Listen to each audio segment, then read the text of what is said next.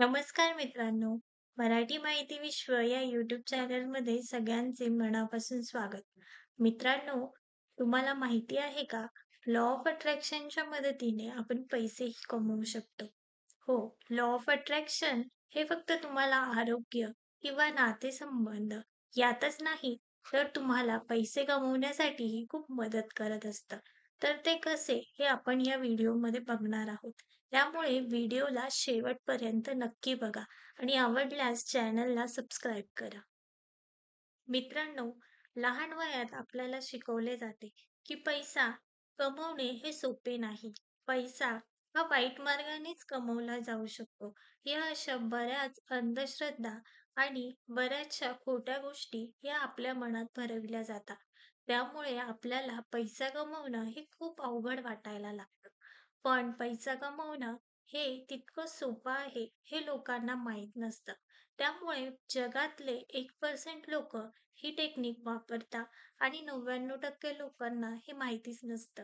तर आज आपण बघणार आहोत की लॉ ऑफ अट्रॅक्शनच्या मदतीने तुम्ही कशा प्रकारे पैसे कमवू शकता. मित्रांनो, पैसा हा कधीही वाईट नसतो. फक्त तुम्ही तो कोणत्या मार्गाने कमवता हे जास्त महत्त्वाचे असते. त्यामुळे पैशाला दोष न देता त्यासाठी लागणारे मार्ग शोधा.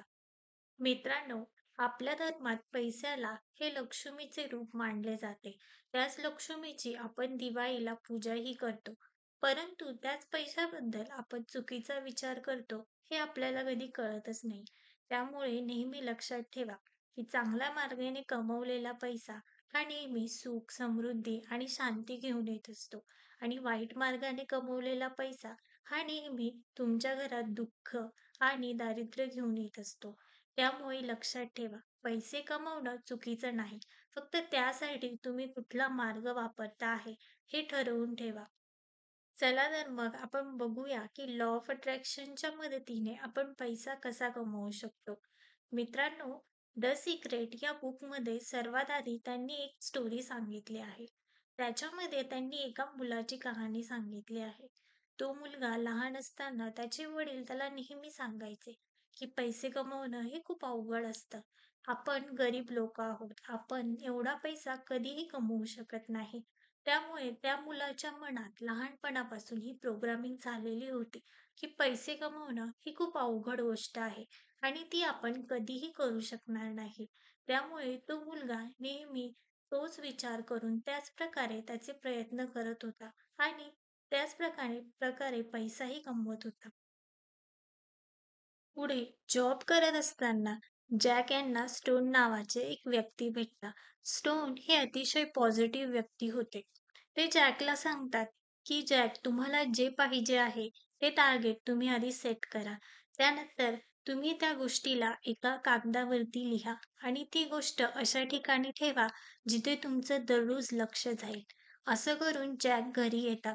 ते $10 ही प्राइस एका कागदावरती लिहितात. आणि तो कागद त्यांच्या झोपण्याच्या जागेच्या तिथे चिपकवता. असंच करत जॅक हे दररोज त्या डॉलरकडे म्हणजेच 10 लाख $1 लाख बघत असता. त्यानंतर 1 महिन्यानंतर त्यांच्या डोक्यात येते, की आपण काही वर्षांपूर्वी एक पुस्तक लिहिले आहे. आपण जर ते पुस्तक प्रकाशित केले, तर त्यातून आपल्याला नक्कीच $1 लाख भेटतील. असंच त्यांना विचार येतो, की पुस्तक प्रकाशित करायचे कुठे? जॅक यांना एका लेक्चरसाठी कॉल येतो. जॅक हे तिथे लेक्चर देण्यासाठी जातात आणि तिथे टोटल 600 लोक आलेले असतात. तिथे त्यांचं पुस्तक विकलं जातं, प्रकाशित केलं जातं. त्यातून त्यांना $92,000चा नफा होतो. मित्रांनो, यातून जॅक यांना लक्षात येते, की पैसे कमवणे हे वाटतं तितकं अवघड नाहीये. त्यामुळे नंतर जॅक हे घरी जातात आणि ही झालेली गोष्ट त्यांच्या बायकोला सांगतात. मित्रांनो, जॅक यांना कळतं, की आपण जे काही अट्रॅक्ट करतो तेच आपल्या आयुष्यात येत असतं. ही एक छोटीशी गोष्ट होती. मित्रांनो, आता ह्यापुढे आपण बघूया, की आपण आपल्या आयुष्यात पैसा कसा अट्रॅक्ट करू शकतो. मित्रांनो, कायम एक गोष्ट लक्षात ठेवा, की तुमच्याकडे किती पैसे आहे यापेक्षा तुम्ही त्या पैशामध्ये समाधानी आहात का हे आधी चेक करा. बऱ्याचदा आपण या गोष्टीचा विचार करत असतो, की माझ्याकडे एवढे पैसे नाही, तेवढे पैसे नाही. किंवा माझ्याकडे ही वस्तू नाही, माझी ही वस्तू घेण्याची ऐपत नाही. आपण कायम निगेटिव्ह गोष्टींवरती लक्ष केंद्रित करत असतो. त्यामुळे घडते असे, की त्या निगेटिव्ह गोष्टीच तुमच्याकडे अट्रॅक्ट होत असतात. जेव्हा तुम्ही असा विचार करता, की माझ्याकडे पर्याप्त पैसे आहेत आणि मी त्यातून बऱ्याच गोष्टी खरेदी करू शकतो. मला पाहिजे ते मी माझ्या आयुष्यात खरेदी करू शकतो. मी माझी स्वप्न स्वखर्चाने पूर्ण करतोय. हे समाधान जेव्हा तुमच्या मनात येते आणि तुम्ही पैशांबद्दल पॉझिटिव्ह विचार करायला लागता, तेव्हा पैसा आपोआप तुमच्याकडे अट्रॅक्ट होत असतो. बरेच लोक कर्जाचा विचार करतात. माझ्या डोक्यावरती खूप कर्ज आहे. आता मी हे कसं फेडणार? याचा ते कायम विचार करत असतात. त्यामुळे त्यांच्याकडे कर्ज अजून वाढत जातं. असा विचार न करता त्या कर्जातून बाहेर कसं पडता येईल याच्या योजनेवरती लक्ष केंद्रित करा आणि त्या मार्गाने पुढे पैसा कसा कमवता येईल याचाही विचार करा. मित्रांनो, या ब्रह्मांडाला नाही हा शब्द समजत नाही. जेव्हा तुम्ही विचार करता, की माझ्यावरती खूप कर्ज आहे, तर ब्रह्मांडात तुमचा कर्ज हा शब्द पोहोचत असतो आणि तीच गोष्ट तुमच्याकडे रिटर्न येत असते. पण जेव्हा तुम्ही हा विचार करता, की नाही माझ्याकडे कर्ज आहे, पण त्यातून बाहेर निघण्यासाठी योजनाही आहे आणि त्याचबरोबर मी हे फेडूही शकतो. त्यामुळे तुमच्याकडे पॉझिटिव्हिटी अट्रॅक्ट होत असते. नेहमी आयुष्यात हा विचार करायचा, की तुम्हाला काय पाहिजे आहे. तुम्हाला ज्या गोष्टी पाहिजे नाहीये, त्या गोष्टीचा कधीही विचार करू नका. त्यामुळे तुमच्या आयुष्यात निगेटिव्ह गोष्टीच अट्रॅक्ट होत राहतात. पैशांच्या बाबतीतही आपण ह्याच गोष्टी करत असतो. आपल्याला कायम असं वाटतं, की नाही माझी एवढी ऐपत नाही, मी या गोष्टी खरेदी करू शकत नाही किंवा मी एवढे पैसे आयुष्यात कधी कमवूच शकत नाही. त्यामुळे ब्रह्मांडात हाच मेसेज पोहोचतो आणि तुमचे सर्व पैसे येण्याचे मार्ग हे ब्लॉक होत असतात. तुमचे पैसे येण्याचे मार्ग जर ब्लॉक झाले असतील, तर त्यांना लवकरात लवकर अनब्लॉक करा. पैशांबद्दल कायम पॉझिटिव्ह विचार करा, की माझ्या आयुष्यात मी जे काम करतोय, मी जी मेहनत करतोय, ती मी अतिशय प्रामाणिकपणे करतोय आणि त्यातून मला पाहिजे तेवढे पैसे मिळणार आहेत. माझ्या कामाचा मोबदला हा मला नक्कीच भेटणार आहे. कायम हा विचार डोक्यात ठेवा.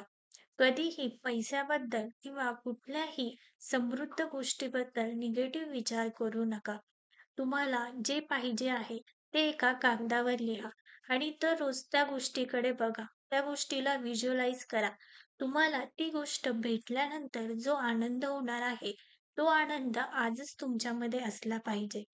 ते म्हणतात ना, प्रसन्न मन हे सर्व सिद्धीचे कारण असते. त्याचप्रकारे तुम्ही तुमच्या आयुष्यात जर प्रसन्न असाल, आनंदी असाल, तर पैसा हा नक्कीच तुमच्याकडे येत असतो. तुम्हाला पैसा भेटल्यानंतर जी फीलिंग येते, तीच फीलिंग तुम्ही जर आज जगला, तर नक्कीच तेवढाच पैसा तुमच्या आयुष्यातही येईल. त्यामुळे आजपासूनच पैशाबद्दल निगेटिव्ह विचार न करता त्याच्याबद्दल पॉझिटिव्ह विचार करा. आणि मनाशी ठरवून घ्या, की मला एवढे टार्गेट सेट करून एवढा पैसा कमवायचा आहे. जेव्हा तुम्ही कुठल्याही गोष्टीचं टार्गेट सेट करता, तेव्हा तुम्ही त्या गोष्टीच्या ती गोष्ट मिळवण्यासाठी प्रयत्न करत असतात. त्या मार्गाने तुम्ही पुढे जात असतात. त्यामुळे आयुष्यात एक टार्गेट नेहमी फिक्स करा, की मला एवढं मिळवायचं आहे किंवा एवढं कमवायचं आहे. पण एक गोष्ट कायम लक्षात ठेवा, की ती गोष्ट करताना त्या गोष्टीला कधीही चुकीच्या मार्गाने करू नका. नेहमी चांगल्या मार्गाने पैसा कमवा. मित्रांनो, जी स्टोरी मी तुम्हाला सुरुवातीला सांगितली, त्याप्रमाणे तुम्हाला हवी असलेली रक्कम तुम्ही एका कागदावर लिहू शकता आणि त्या गोष्टीला तुम्ही अट्रॅक्ट करू शकता.